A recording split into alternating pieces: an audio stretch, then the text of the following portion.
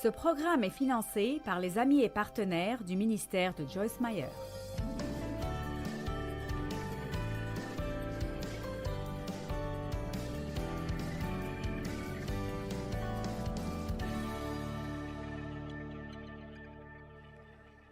Il y a toutes sortes de versets à propos de l'importance de la paix. La Bible dit que nous devons poursuivre la paix. Si vous voulez avoir la paix, vous devrez vraiment désirer la paix, et vous devrez la vouloir assez pour être prêt à faire des changements. Parlons à propos de la colère qui est dans le monde aujourd'hui. Vous savez, c'est une chose, si quelqu'un vous blesse et vous vous énervez et vous vous en occupez, mais il y a des choses qui ont de la colère enracinée en eux. Et puis-je vous dire que si vous explosez tout le temps à cause de petites choses, des choses sans importance, il y a quelque chose qui ne va pas. Et c'est quelque chose que vous avez peut-être enterré et oublié il y a longtemps, mais ce sont nos secrets qui nous rendent malades. Ce sont les choses que nous devons traiter et que nous devons sortir à la lumière. Invitez Dieu dans ces endroits obscurs de votre vie et arrivez à la racine des choses. J'étais en colère, j'explosais tout le temps et j'étais accro à la colère. Le refrain dans la vie est « Tu m'as énervé ». Eh bien, Dave m'énervait parce qu'il jouait trop au golf et parce qu'il regardait trop le sport, et mes enfants m'énervaient parce qu'ils étaient désordonnés. Et quelqu'un d'autre m'énervait parce qu'il ne me mettait pas à l'aise, et à cause de ceci et cela. Et si vous arrêtiez de m'énerver, est-ce que vous comprenez de quoi je parle? J'ai vu un film à propos d'un type qui battait sa femme tout le temps. Et à chaque fois qu'il la battait, il lui disait « Regarde ce que tu m'as fait faire !» Si vous demeurez dans ma parole, vous connaîtrez la vérité. La vérité vous libérera. Elle vous libérera. Nous devons demander à Dieu de s'occuper de tous les endroits sombres et secrets de nos vies, et nous devons être prêts à arriver aux racines de notre comportement. J'étais en colère, j'explosais tout le temps, et c'était très difficile de me garder heureuse. J'étais une personne très exigeante. Je sais que personne d'entre vous n'est comme ça, alors.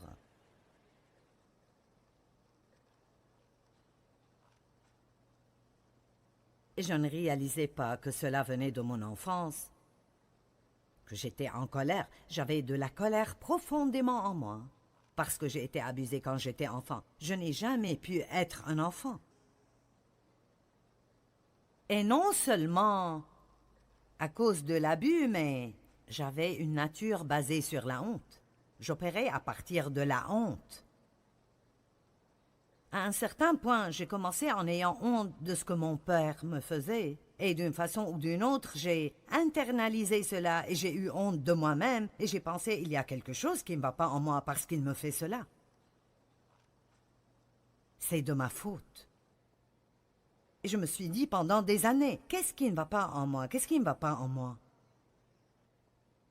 Et je pensais qu'en quittant la maison, je m'éloignerais du problème, mais je l'avais en moi. Et il y a de la valeur dans le fait de laisser le conseil de l'Esprit Saint nous montrer la racine de nos problèmes. C'est vraiment merveilleux de pouvoir comprendre.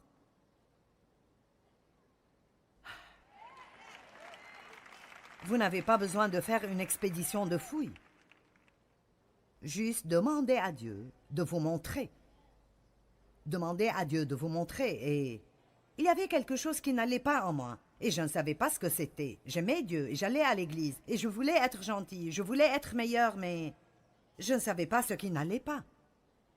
Par exemple, il m'était difficile de faire preuve de miséricorde. J'étais juste sévère et dure, et j'avais mes règlements, et si vous ne les suiviez pas, je m'énervais. C'était difficile de vivre avec moi. Est-ce que quelqu'un ici s'identifie avec moi? Et vous savez en quelque sorte de quoi je parle? Et peut-être que vous vivez avec quelqu'un qui est comme ça. Mon audience est divisée en deux. Soit vous êtes comme moi, soit vous êtes comme Dave. Et je peux vous aider des deux côtés.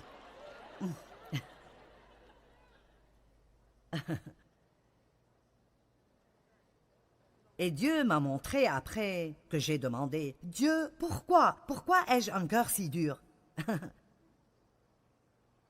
Eh bien, j'avais peur d'être tendre et douce parce que je pensais que si je l'étais, je me ferais marcher dessus, je serais maltraitée. J'avais peur de mettre ma confiance en Dieu parce qu'au cas où il n'intervenait pas, je voulais que ces gens sachent que personne ne me maltraiterait de nouveau.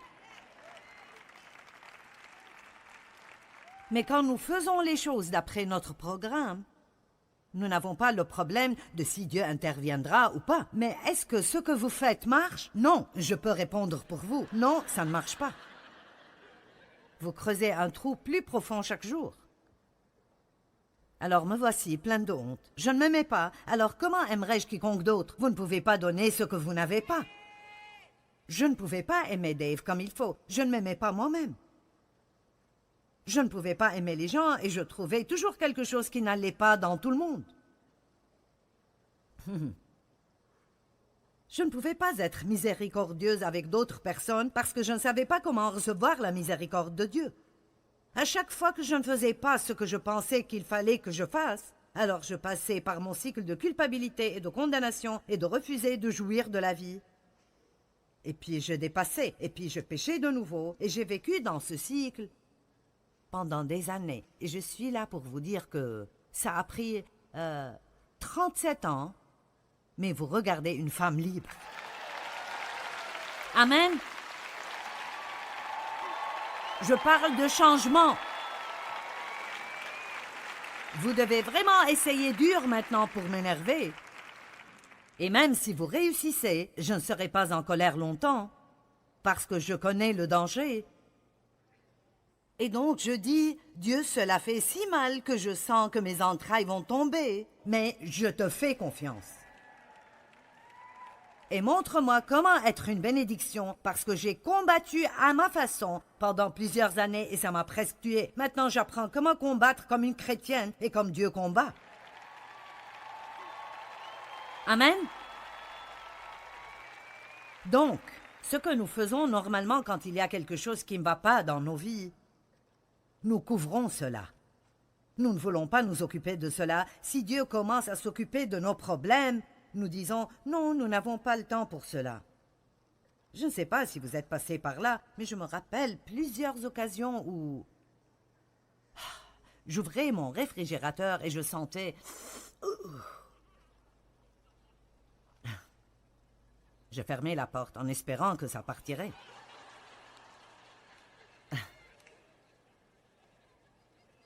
Alors, j'ouvrais de nouveau le frigo. Le brocoli pourri est le pire. C'est vraiment le pire. Et alors je bougeais certaines choses et puis je ne le trouvais pas, vous savez. Oh, je sais ce que je ferai. Ah, ceci s'occupera du problème.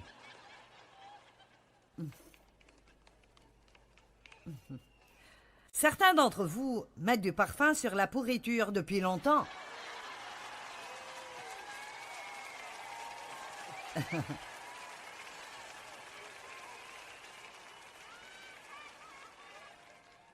Et vous savez, je ne voulais pas vider tout le frigo. Je ne voulais pas tout sortir et tout mettre sur la table et enlever le tiroir de légumes et le tiroir de fruits. Et il y avait une vanne au bas du frigo sous tous ces tiroirs. Je ne pense pas que les frigos sont toujours comme ça aujourd'hui, mais les anciens l'étaient. Mon Dieu, c'était sale, spécialement si vous ne le nettoyez pas pendant 5 ans. Et vous savez ce que nous faisons? Nous le cachons, nous le prenons à l'église, gloire à Dieu. C'est comme cela que nous allons, c'est comme cela que nous allons, c'est comme cela que nous allons à l'église chaque dimanche. C'est comme cela que nous rentrons, c'est comme cela que nous rentrons, c'est comme cela que nous rentrons, tout comme nous sommes venus.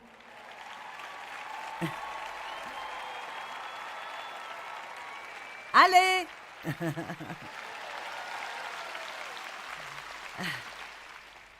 Et Dieu dit, c'est le moment de faire le ménage. Jetez donc votre spray odorant. Invitez le Saint-Esprit dans les endroits les plus profonds et les plus sombres de votre vie et dites « Seigneur, je me moque de si ça fait mal. Je refuse de vivre dans la déception. Je vais prendre responsabilité pour mon comportement et je veux que tu me montres ce qu'est la racine de mon problème. » Amen. Savez-vous ce qui arriverait si nos politiciens priaient une telle prière à propos de notre pays? S'ils ont une seule bonne réunion de prière, « Seigneur, montre-nous ce qu'est la racine du problème et de la violence dans le monde aujourd'hui. » Montre-nous ce qui ne va pas dans nos écoles, Dieu. Oh! Oh, oui! Les 10 commandements. Oh oui, nous les avons enlevés des écoles. Nous ne voulions pas que quelqu'un soit offensé quand il les voit.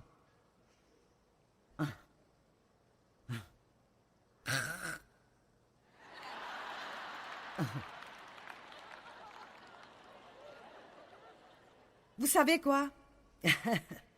Nous avons un panel pour ce problème, et un panel pour ce problème, et un groupe d'études pour ce problème, et un autre groupe d'experts pour ce problème, et les problèmes empirent encore et encore et encore. La réponse à tout est de découvrir ce que Dieu veut que vous fassiez et de le faire.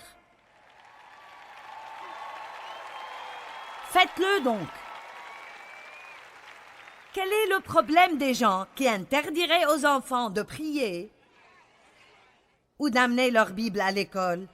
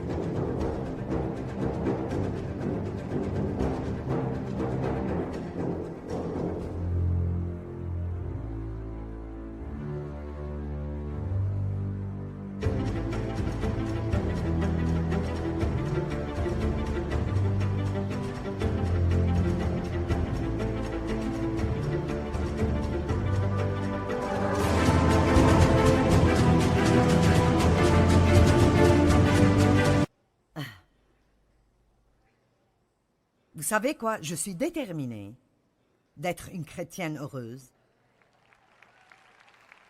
Et je ne peux pas être une chrétienne heureuse et je ne peux influencer personne si tout ce que je fais est de mettre du spray odorant sur tous mes problèmes.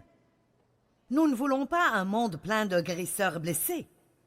Nous avons besoin de personnes qui ont été guéries et qui sont alors prêtes à aider d'autres personnes. Comment les aveugles pourraient-ils guider les aveugles?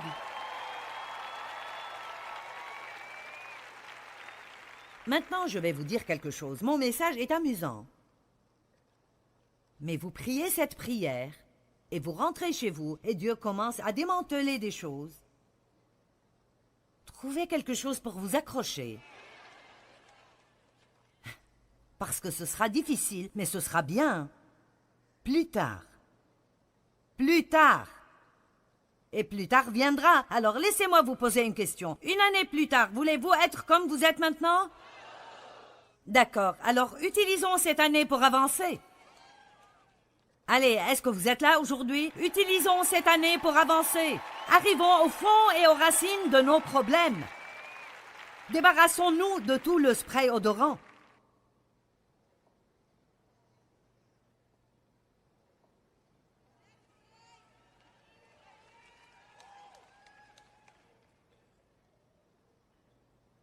Nous nous occupons souvent de mauvais comportements que nous avons et nous ne prenons jamais le temps d'arriver à la racine.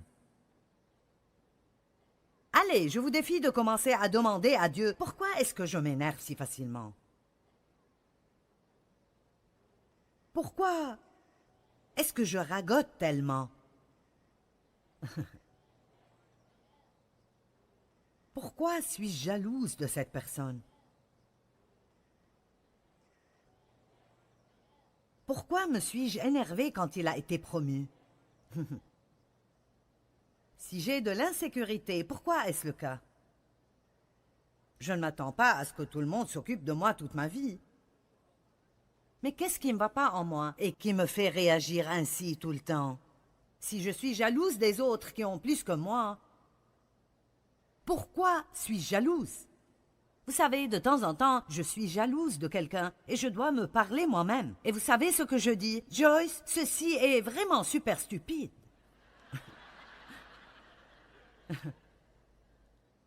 Je veux dire, comment pourrais-tu, Joyce, être jalouse de quiconque? Comment pourrais-tu possiblement être jalouse de quiconque? Et alors je dois me rappeler que Dieu a un plan individuel pour chacun de nous et que ce qu'il fait pour quelqu'un d'autre ne me concerne pas et que la seule chose pour laquelle je suis responsable est ce qu'il fait pour moi.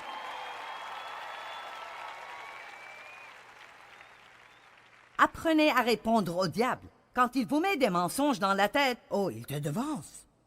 Alors, vous ouvrez la bouche et vous dites, non, Dieu s'occupe de la promotion. Il élève l'un et fait tomber l'autre. Que celui qui a ma parole proclame ma parole fidèlement, dit la Bible. Apprenez comment parler à haute voix la parole de Dieu par votre bouche. J'étais dans l'église pendant des années. J'aurais pensé que ce serait stupide de me parler de moi-même. Je me parlais, mais je disais, je suis fatiguée de ma vie. Oui, oui, c'est moi. J'ai toujours tort à tout propos. Je suis juste si stupide. Tout le monde... Écoutez, est-ce que votre bouche est déjà sauvée?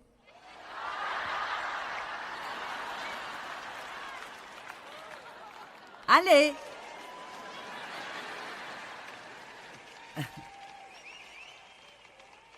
Est-ce que votre salut a atteint votre bouche?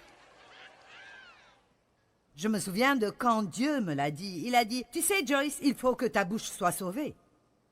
Ton salut n'a pas atteint ta bouche. Je ne donne rien que je n'ai pas dû manger.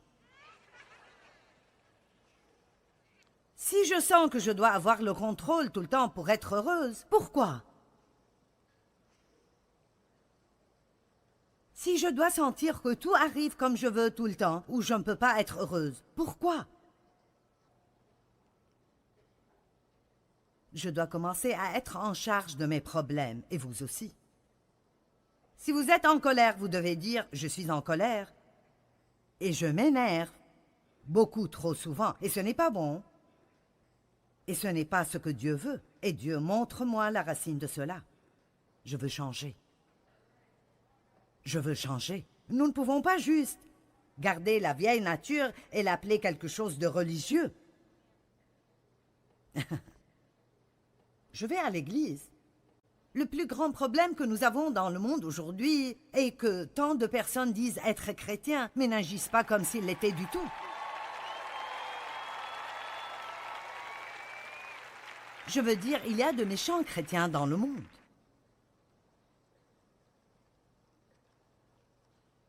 Luc chapitre 5 dit que vous ne pouvez pas coudre une étoffe neuve sur un habit ancien. Vous ne pouvez pas mettre de nouveau vin dans de vieilles outres. Et c'est ce que nous essayons de faire quand rien ne change à l'intérieur et nous mettons juste tout ce comportement religieux sur nous-mêmes. Vous devez enlever l'homme ancien et mettre l'homme nouveau. Enlevez la colère, mettez l'amour. Et nous ne pouvons rien faire de cela sans l'aide et la grâce de Dieu. N'essayez jamais de faire quoi que ce soit. N'essayez même pas de changer si vous n'allez pas commencer par dire « Maintenant Dieu, je sais que je ne peux rien faire sans toi. » Il n'y a aucune once de maîtrise de soi, il n'y a aucune once de volonté. Rien ne m'aidera d'autre que Dieu. Et vous passerez peut-être par une période de temps où vous sentez qu'il ne fait rien du tout. Et vous devrez persévérer et dire « Je n'entrerai pas dans les œuvres de la chair. Je te demande de me montrer ce qu'est ce problème et je te demande de faire en moi le travail qui doit être fait. » J'enseigne sur la grâce souvent. Et la grâce n'est pas opposée à l'effort, elle est opposée au mérite. Nous faisons un effort, mais nous ne gagnons pas l'amour de Dieu. Dieu m'aime et vous aime, tout comme nous le sommes. Je n'ai pas besoin de changer pour recevoir son amour. Je veux changer parce que je l'aime et je veux mieux le représenter.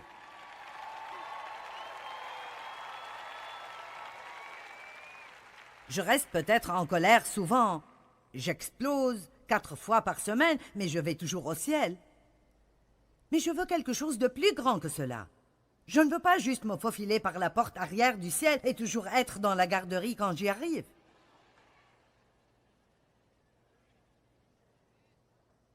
Amen.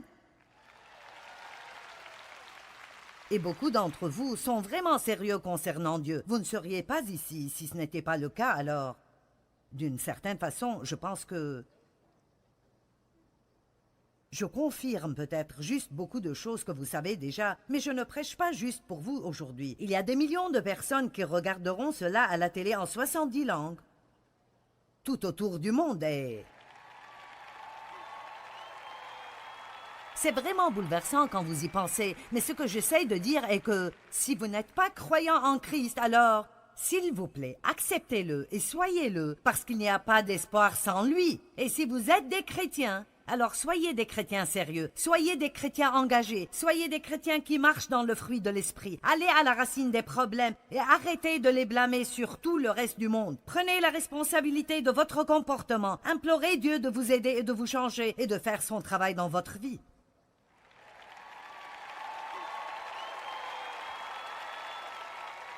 Il n'y a aucune personne ici ou qui regarde à la télé que si elle prie cette prière, Dieu, je veux être ce que tu veux que je sois. Je ne sais pas ce que ça prendra, je ne sais pas ce que j'ai besoin de voir, mais je suis sûre que je suis trompée dans plusieurs domaines. Et je pense que d'autres personnes ont tort quand en réalité, c'est moi. Je veux prendre responsabilité pour mon comportement. Ce n'est pas aux autres de me garder heureuse. Je te le demande, Dieu. Et même si j'essaye d'échapper, Dieu ne m'écoute pas. Oh oui, je prie comme cela. Je te demande, Seigneur, de faire tout ce qu'il faut que tu fasses dans ma vie pour m'aider à être le genre de personne que tu veux que je sois. Maintenant, Dieu ne jettera pas tout sur vous d'un seul coup. C'est pourquoi je dis, après 37 ans de ma vie pour lui, mais hey, c'était une aventure merveilleuse. Tellement de chrétiens s'ennuient parce qu'ils n'interagissent pas vraiment avec Dieu dans leur vie de tous les jours et ne le laissent pas prendre le contrôle. Il les réconforte et les encourage, mais il reproche et avertit aussi. Mes messages sont réconfortants et vous donnent de l'espoir, mais ils contiennent aussi de la correction et de la direction. Et c'est comme cela que nos prédications devraient être. Vous n'avez pas besoin de venir chaque semaine pour qu'on vous dise combien vous êtes merveilleux et combien notre vie sera merveilleuse si vous venez à l'église chaque semaine. Non, nous savons que cela ne marche pas. Il faut que cela marche dans le monde, dans le magasin, à la maison, pendant nos bonnes journées et nos mauvaises journées.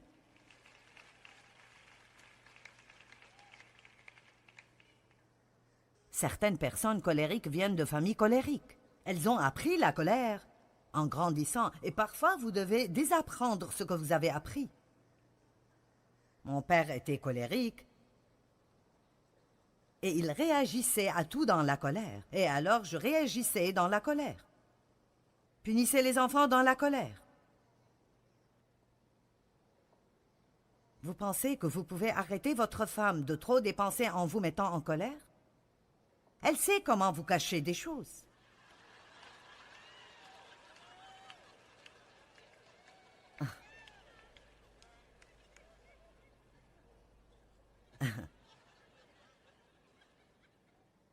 Arrêtez, le mari, de regarder trop de sport en vous mettant en colère. Faites que les enfants viennent chez vous à Noël en vous mettant en colère.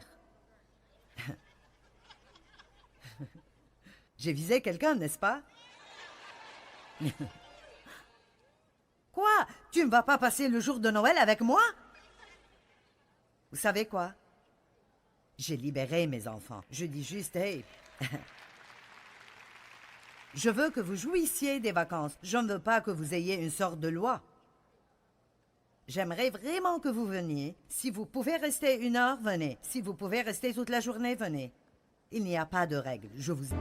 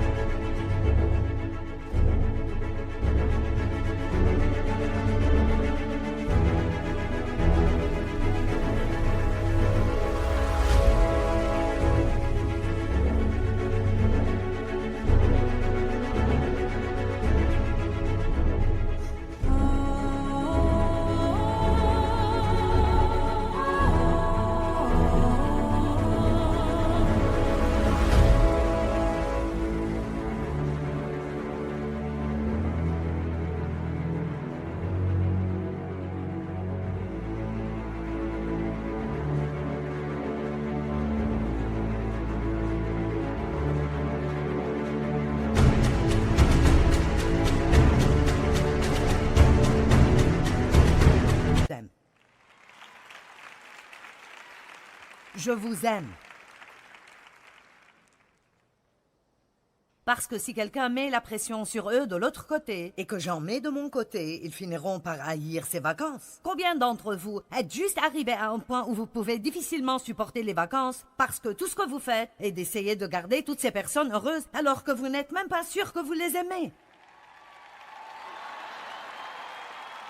Et vous entrez dans des dettes chaque année à Noël et vous passez l'année entière à rembourser pour acheter des cadeaux à des personnes que vous n'aimez pas.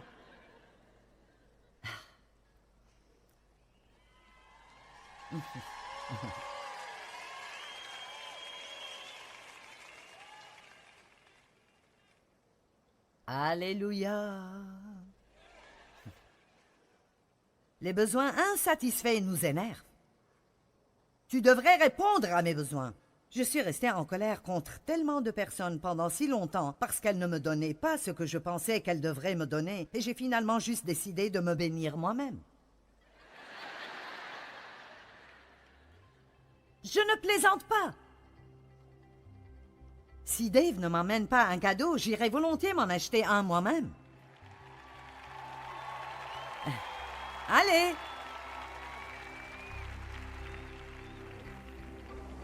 La parole de Dieu nous enseigne que nous devons combattre le bon combat de la foi. Quand nous combattons en tant que chrétiens, nous combattons d'une façon différente de ce que vous penseriez ordinairement. Par exemple, l'une des façons dont nous combattons en tant que chrétiens est de totalement faire confiance à Dieu pour qu'il nous aide et nous donne la victoire dans chacune de nos situations. Et quand nous faisons confiance à Dieu, vraiment confiance, ça nous amène toujours dans son repos et dans sa paix.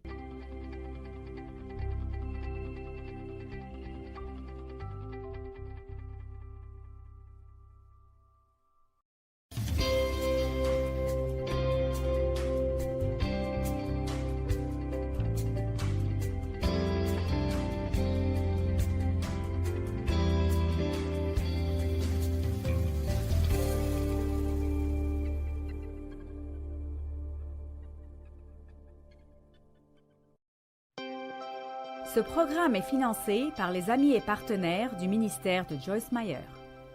Plus nous faisons le bien dans notre vie, et bien meilleure notre qualité de vie sera. Je vais répéter. Plus nous faisons le bien dans notre vie, bien et meilleure notre qualité de vie sera. Plus nous faisons le bien dans notre vie, bien et meilleure notre qualité de vie sera.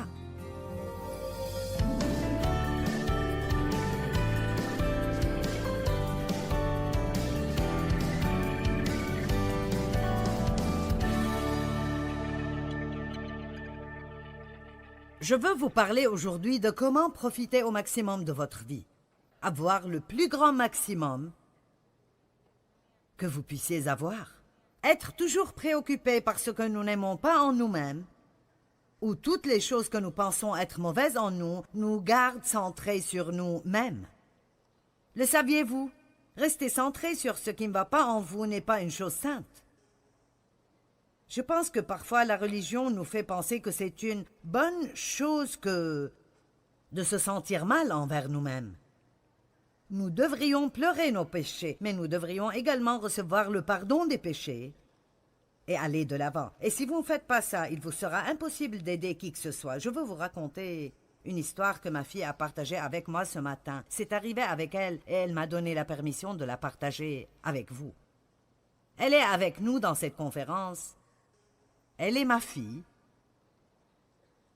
Ce qui veut dire que peut-être dans sa tête ou aux yeux des gens, elle devrait se comporter extrêmement bien. Et elle a fait une saute d'humeur hier.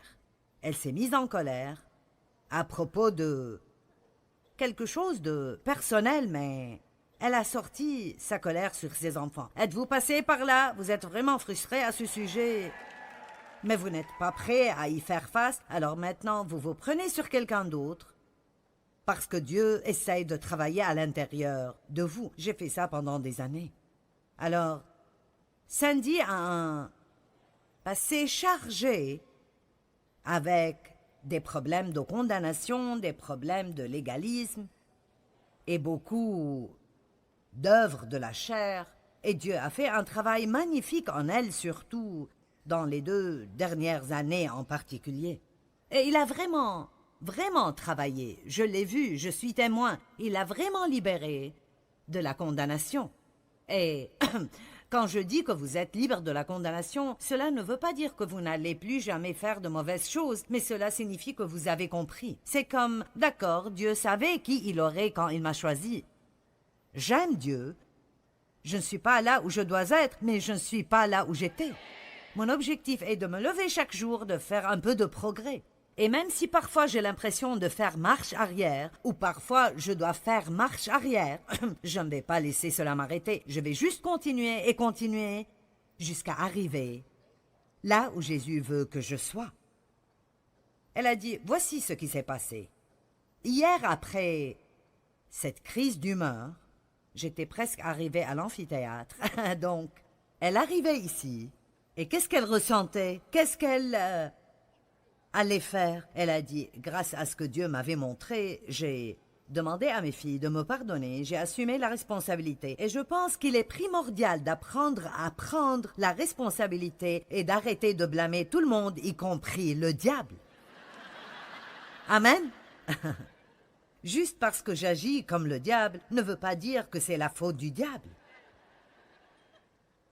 Amen? Donc, elle a appris, elle s'est repentie, elle a demandé à Dieu de lui pardonner et elle était désolée. Et elle a dit, je suis arrivée ici sans une once de condamnation. Et elle a dit, voici ce qui est arrivé. En arrivant ici, même avant d'entrer ici, elle a eu 4 différentes opportunités de prier avec quelqu'un, d'encourager quelqu'un, d'aider quelqu'un et de prier avec quelqu'un. Et elle a dit, je sais que si j'étais venue avec la condamnation, j'aurais complètement raté ces opportunités parce que j'aurais été tellement centrée sur moi-même que je n'aurais pas réalisé les besoins de ces autres personnes. Maintenant, c'est ce dont je parle. C'est ce dont je parle. C'est pourquoi nous devons arriver au point où nous arrêtons toutes ces choses insensées et nous nous concentrons sur les affaires de Dieu. Donc, vous êtes tous bons. C'est la dernière fois que je vous le dis. Vous êtes incroyables. C'est ça. C'est votre dernière chance. Comprenez. Vous êtes incroyables. Vous êtes merveilleux. Vous êtes génial. Vous êtes sauvés. Vous êtes juste en Dieu. Vous êtes doués. Et Dieu a un bon plan pour votre vie. Maintenant, nous allons parler de comment profiter au maximum de la vie. Maintenant que je sais qui je suis en Christ, tout cela est fait. Combien d'entre vous l'ont compris? C'est terminé. Jésus m'a arrangé. Amen? D'accord. Dieu n'est pas en colère contre moi. Il va travailler avec moi. Nous ne pouvons pas mettre Dieu hors de lui-même. Vous êtes heureux de savoir que vous ne pouvez pas mettre Dieu hors de lui-même. Il a plus de patience que vous n'avez des problèmes. J'aime ça. Alors maintenant, la question que je veux laisser avec vous est donc, maintenant que Christ a fait cela pour nous, qu'allons-nous faire à travers lui? Qu'allons-nous faire pour lui, je veux dire? Allons-nous le laisser nous utiliser? Allons-nous le laisser travailler dans nos pensées? Travailler à travers notre volonté? Nous devons apprendre à sentir ce qu'il ressent et vouloir ce qu'il veut, et ensuite laisser Christ être visible à travers nos corps physiques afin que nous puissions être une bénédiction. Nous avons parlé de ce que Christ a fait pour nous. Maintenant, la question est, qu'allons-nous faire pour lui? Qu'allons-nous faire pour lui? Nous récoltons ce que nous semons. Galates 6, 7 et 8 sont très explicites. Regardons-les. Galates chapitre 6, versets 7, 8 et 9. Vous préférez que je continue à vous dire ce que Dieu a fait pour vous, mais je veux vous dire ce que vous pouvez faire pour lui. C'est la seule façon par laquelle nous pourrons être satisfaits. D'accord. Ne vous trompez pas à ce sujet et ne soyez pas séduits. On ne se moque pas de Dieu et il ne permettra pas d'être raillé par de simples prétentions ou professions ou en écartant ses préceptes. Nous ne pouvons pas. Il n'y a pas moyen d'avoir ce que vous voulez avoir si vous ne le faites pas à la manière de Dieu. Vous ne pouvez pas mettre de côté l'un des préceptes de Dieu, et puis penser que nous allons pouvoir le faire à notre manière. Ce n'est pas possible. Ou en écartant ses préceptes, celui qui pense pouvoir tromper Dieu se trompe lui-même. Ce qu'un homme aura semé, cela et seulement cela, il récoltera aussi. C'est très calme ici.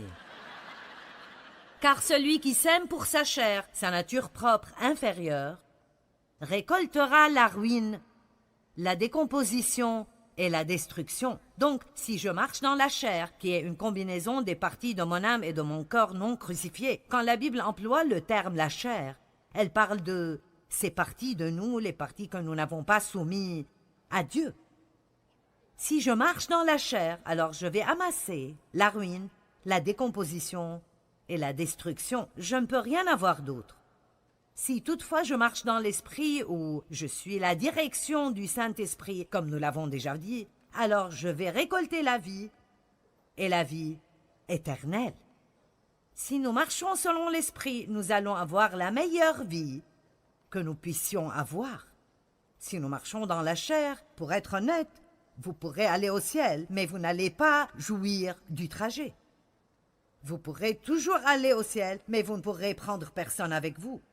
Je dis toujours que j'étais sur mon chemin vers le ciel, mais je n'avais aucune bonne influence sur qui que ce soit. Je ne prenais personne avec moi, et peut-être même que j'empêchais certains d'y aller, et cela n'est pas très bon. Donc, le verset 7... Ne vous y trompez pas, on ne se moque pas de Dieu. Celui qui sème pour sa chair moissonnera la ruine, la décomposition et la destruction. Celui qui sème pour l'esprit moissonnera la vie éternelle. Et ne nous laissons pas et ne négligeons pas de faire le bien et d'agir avec noblesse.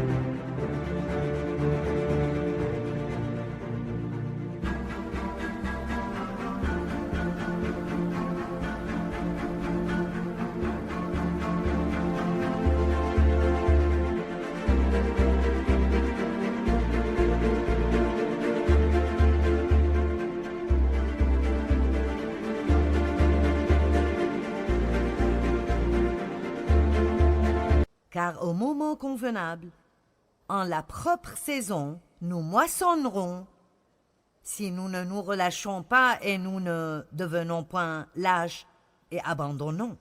Donc j'ai cela ancré profondément dans mon cœur et je sais cela.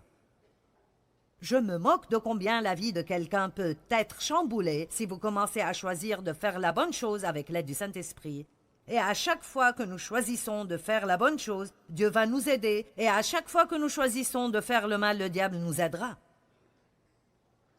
Mais à chaque fois que nous choisissons de faire la bonne chose, la grâce de Dieu sera abondante dans notre vie et nous serons en mesure de le faire. Toute personne qui choisit de faire la bonne chose régulièrement, encore et encore et encore et encore, cette personne récoltera les bénédictions de Dieu dans sa vie. Ça ne viendra peut-être pas exactement quand vous le souhaitez, mais si vous ne vous relâchez pas, si vous n'abandonnez pas et ne vous lassez pas, vous allez arracher toutes les mauvaises graines qui ont été semées dans votre passé et vous récolterez une récompense dans votre vie. Ce n'est pas ce que vous faites de bien une fois dans votre vie qui fait la différence. C'est ce qu'on fait de bien encore et encore et encore et encore et encore. Est-ce que quelqu'un ici est prêt pour le long terme? Parce que vous voyez, je sens fortement qu'il est important pour moi d'être réel avec vous. Et je ne veux pas seulement vous voir tout enthousiasmé et que vous quittiez motivé. Je veux que vous quittiez d'ici énergétique et j'aime terminer avec un grand « Hey !» Et je pense qu'on le fera, mais je dois vous donner plus que cela. Parce que quand ce sera fini et vous rentrez chez vous et il n'y aura plus les projecteurs ni la musique et vous revenez au même truc que vous avez laissé, si vous ne comprenez pas, ce que j'essaye de vous dire aujourd'hui, c'est que vraiment, vous avez juste eu quelques frissons et du bon temps, mais rien ne va changer de façon permanente. Donc, vous devez comprendre que lorsque vous allez rentrer chez vous, vous devez être prêt à faire les choses dont on a parlé ce week-end, et nous allons en parler plus dans un moment. Et je ne veux pas que ça sonne négatif, mais vous devez être prêt pour l'opposition, car le diable va essayer de vous empêcher de faire ces changements. Vous voyez, vous n'êtes plus enthousiasmé par ça. Allez!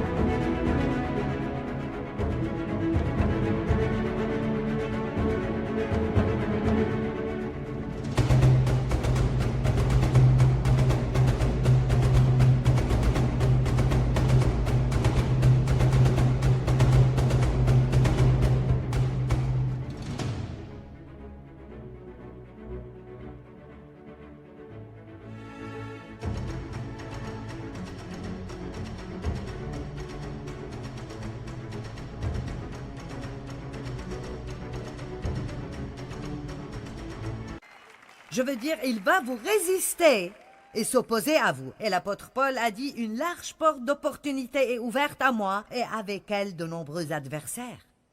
Mais si vous êtes persistant, si vous dites, démon va te faire pendre, je ne vais pas abandonner. J'ai déjà été prévenu à l'avance que tu allais venir après moi et tu es perdant. J'ai déjà lu la fin du livre. J'ai déjà lu la fin du livre et tu es déjà un ennemi vaincu. Et tout ce que j'ai à faire est de te mettre à ta place. Alors je dis, arrière de moi, Satan, va hors de mon chemin. Je vais de l'avant pour Dieu et je vais être tout ce que Dieu veut que je sois et je vais faire tout ce que Dieu veut que je fasse. Et c'est très important que nous apprenions à avoir cette attitude de foi agressive. Laissez-moi vous dire quelque chose qui m'est arrivé la semaine dernière. Je pense que c'est un bon exemple. Je travaille beaucoup sur mes livres et, vous savez, quand vous écrivez 75 000 mots par livre, et vous avez déjà écrit autant de livres que moi, vous devez faire des recherches pour trouver de nouvelles choses qui viennent de Dieu et qui vont être une bénédiction pour les gens. Donc, ce n'est pas juste une randonnée. Il faut beaucoup de travail pour faire ça. Et donc, naturellement, quand vous travaillez dur, vous voulez voir de bons fruits. Et spécialement pour une personnalité comme la mienne, je suis motivée par l'accomplissement.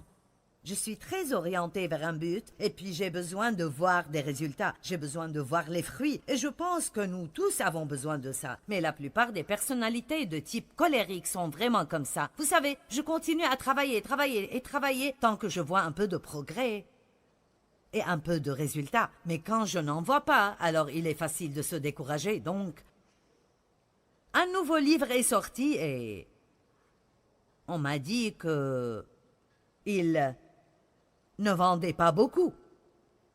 L'éditeur était anxieux, le bureau ne recevait pas autant de commandes que nous avions normalement. Comme, bien... Quel est le problème? Parce que, vous savez, à chaque fois que vous avez d'abord un mauvais rapport, voici venir la peur, non?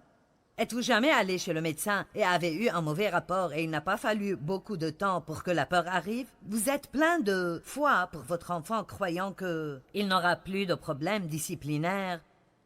Et le téléphone sonne et c'est le directeur. Vous êtes comme « Ah, pas de nouveau. » Nous n'aimons pas ces mauvais rapports. Bien, je veux que vous m'écoutiez parce que ça va vous aider lorsque vous rentrerez chez vous. J'ai commencé à me sentir un peu découragée. Vous savez, Dieu, j'ai travaillé dur sur ces livres. S'il te plaît, s'il te plaît. Et j'ai senti le Saint-Esprit qui disait « Ne va pas là ». J'avais une décision à prendre. Je pouvais suivre mes sentiments ou me tenir sur la parole de Dieu. Allez maintenant, je pouvais suivre mes sentiments. Et vous savez, il y avait une partie de moi, cette partie de moi. Je voulais m'asseoir à mon bureau et pleurer un bon coup. Oh Dieu, j'ai travaillé si dur. J'ai travaillé si dur pendant près de 40 ans. Dieu. Mais cette partie de moi est comme... Arrête. Tout d'abord, si j'avais un livre qui est un fiasco total, je serais toujours bénie parce que j'ai 30 autres livres qui sont sur la liste des New York best-sellers. Donc, je n'ai pas besoin de pleurnicher si tout ne va pas exactement comme j'aimerais que ça aille. Mais j'ai senti dans mon esprit que Dieu voulait que je sois agressive. La foi agressive, pas la chair agressive, mais foi agressive. Et il y a une grande différence. Et donc j'ai écrit ma confession de foi. J'ai écrit que je crois que ce livre allait bien marcher. J'ai écrit que je n'avais pas l'intention de renoncer et que je n'allais pas abandonner. Et j'ai pris l'engagement de déclarer ces choses à haute voix et qu'à chaque fois que j'y pense, au lieu de me décourager, je dirais « Le chiffre de vente de ce livre a augmenté d'au moins 50% et excessivement au-delà de cela. Vous devez combattre pour vous-même. Vous ne pouvez pas simplement vous plaindre. J'ai dit « Vous devez combattre pour vous-même. » Allez! Eh bien, 4 jours plus tard, et j'ai sorti tous les versets que je pouvais sur Dieu qui est plus grand. Plus grand est celui qui est en moi que celui qui est dans le monde. Le diable est un menteur. Ce qui est impossible avec l'homme est possible à Dieu. Je veux dire, je faisais la guerre avec la parole. M'entendez-vous? Vous devez faire la guerre avec la parole de Dieu. Et si vous ne voulez pas faire ça, laissez-moi vous dire, si vous voulez avoir la victoire, vous devez affronter Goliath et le battre.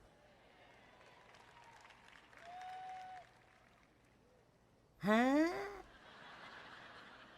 J'ai demandé à Dieu de m'aider. Parfois, quand vous demandez à Dieu de vous aider, il vous donne quelque chose à faire.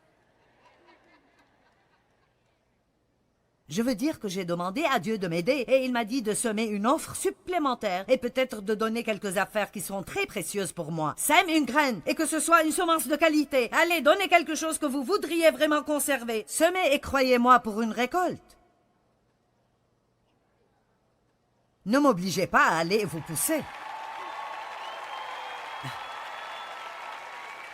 Je vais vous laisser entrer dans ma vie personnelle pour une minute. Et donc, 4 jours plus tard, et je combats ces 4 jours, je suis comme... J'avais déjà pris ma décision, mais Dieu, je vais faire de mon mieux, je vais combattre de la meilleure façon. Je te fais confiance, mais je vais faire la part que tu m'as donnée de faire. 4 jours plus tard, je reçois un message de mon éditeur vers...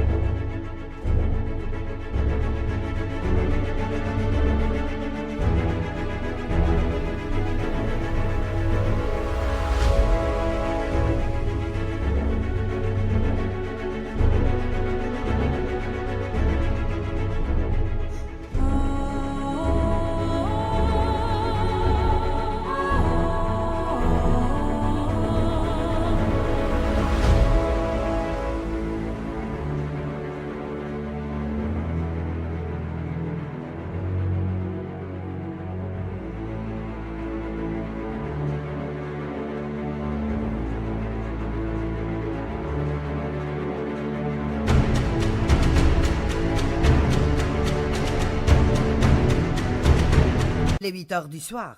Hey Joyce, ton livre est à la 4e position sur la liste des best-sellers. J'ai dit, ce n'est pas mal pour un livre qui a eu un début lent. Vous allez devoir être prêt à combattre pour vous-même et croire quelque chose pour vos enfants, et ça va sembler impossible que ça arrive. Ce n'est pas le moment de baisser les bras et dire « Je ne comprends pas ce qui ne va pas, ça ne va pas marcher et rien ne va jamais changer. Je suis allé à cette conférence et j'ai acheté le livre et le CD et le t-shirt et j'ai toujours la pagaille dans ma vie. » Vous êtes là? Je parle de quitter d'ici, préparer, prêt, sachant que l'ennemi va très probablement venir contre vous. Vous n'aimez pas que je dise cela, mais j'essaie simplement de vous avertir. Il vaut mieux que je vous dise la vérité et puis que je vous envoie à la maison plutôt que dire bien « Dieu soit loué ». Tout va être merveilleux dans votre vie maintenant. Juste parce que vous étiez ici, tout va s'arranger dans votre vie. Vous devez savoir qui vous êtes en Christ et cela veut dire savoir qu'est-ce qui vous appartient et être disposé à y tenir fermement. Le diable ne va pas avoir mes enfants. Il ne va pas avoir mes petits-enfants. Amen. Et vous dites, j'ai fait tout cela et les miens sont toujours un gâchis. Mais rien n'est fini avant d'être fini et ce n'est pas encore fini. C'est le problème. Nous pensons, Dieu n'a pas travaillé d'après mes attentes, alors maintenant je vais jeter l'éponge. J'ai vu des choses merveilleuses avec mes enfants et avec certains de mes petits-enfants. J'ai vu des choses merveilleuses dans mon corps, dans ma vie, dans le ministère et dans nos finances. Vous ne pouvez pas arrêter de faire confiance à Dieu.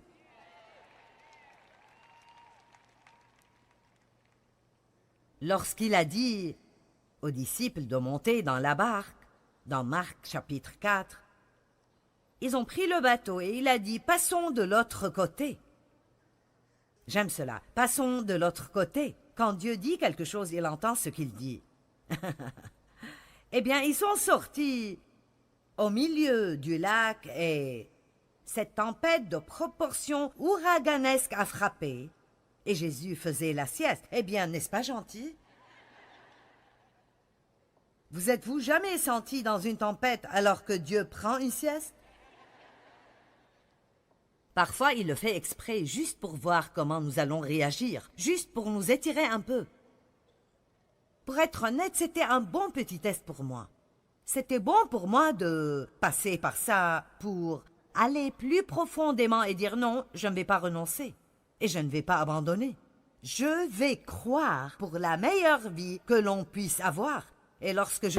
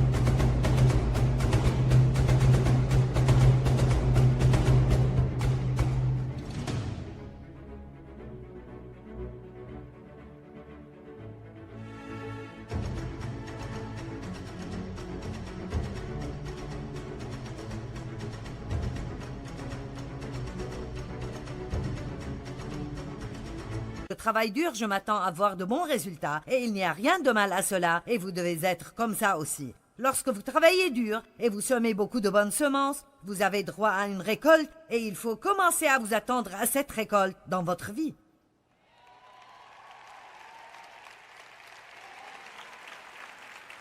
Allez, vous avez semé en étant ici ce week-end et vous pouvez vous attendre à une moisson de vie dans votre vie parce que vous étiez ici. Si vous semez à l'esprit, vous récolterez de l'esprit la vie et la vie éternelle.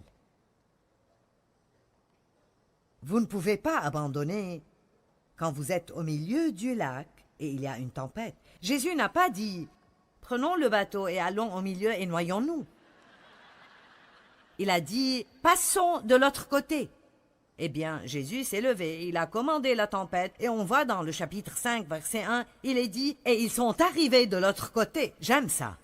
Vous savez, ce serait bien si nous pouvions prendre le bateau et passer de l'autre côté. Je préfère passer outre ce chapitre de la tempête, et puis tout simplement, ils sont arrivés de l'autre côté. Mais j'ai découvert que dans la vie, il y a toujours un début, et il y a toujours une fin.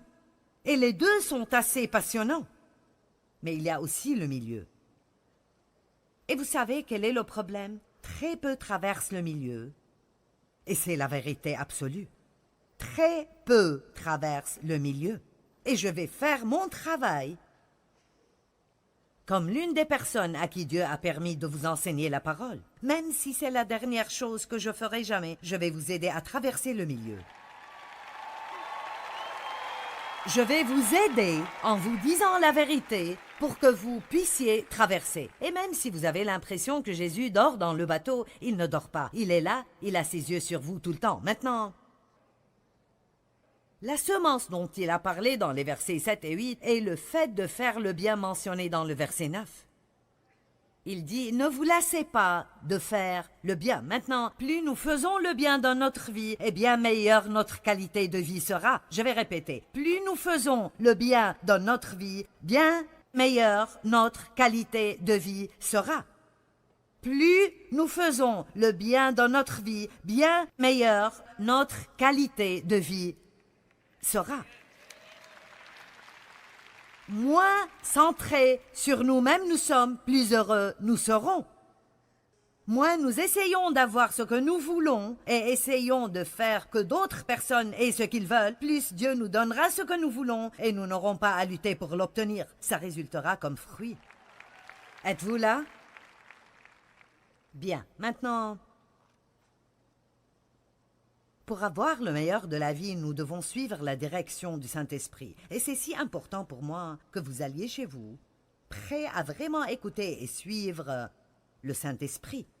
Non pas suivre l'Esprit Saint quand ça nous convient et c'est facile et vous sentez que vous en avez envie. Je veux dire, suivez la direction du Saint-Esprit dans les petites choses et les grandes choses. Le lundi, le mardi, le mercredi, vous n'avez pas un jour de congé le jeudi, vous continuez le vendredi, le samedi, le dimanche, au travail, à l'église, à la maison, vous suivez la direction du Saint-Esprit. Et laissez-moi vous dire que vous pouvez même passer une année à suivre la direction du Saint-Esprit et vraiment semer de bonnes graines dans votre vie de tous les jours. Et vous pourriez revenir ici dans un an et me faire un rapport et me dire « Mon Dieu, je ne peux pas croire à quel point ma vie s'est améliorée. »